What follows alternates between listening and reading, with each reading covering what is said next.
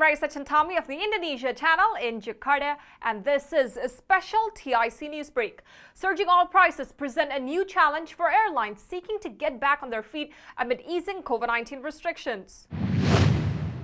The high cost of aviation fuel and air ticket price caps have compelled domestic airlines to cut flights so as to maintain profitability, and a recently announced permission for carriers to subcharge customers may only help to some extent as it could hit demand. Prices of aviation fuel at Indonesia's three busiest airports, Soekarno-Hatta near Jakarta, Ngurah Rai in Bali, and Juanda in Surabaya, were up more than 60% year-on-year at $1.04 per liter. The Indonesian National Air Carriers Association said such high prices disrupted a recovery hoped to conclude in 2024, with domestic air travel returning to the pre-pandemic level of 78.73 million passengers annually.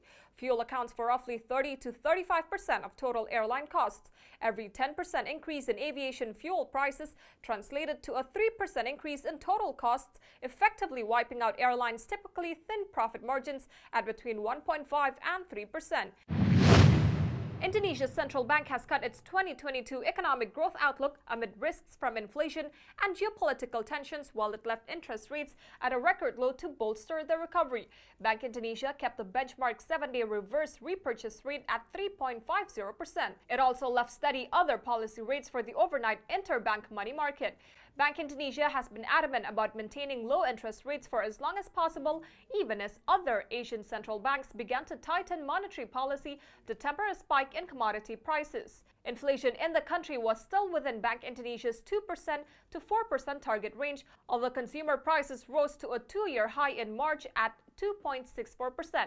On the contrary, the commodity price upcycle has boosted Indonesia's exports and trade surplus, which cushioned global monetary tightening, including aggressive U.S. rate spikes.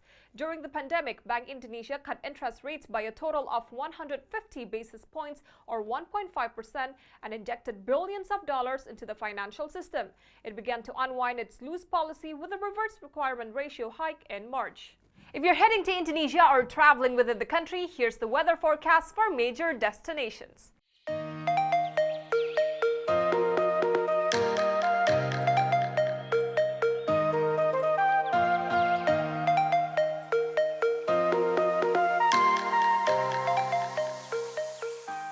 And that's what's happening in Indonesia. I'm Raisa Chantami with your TIC News Break.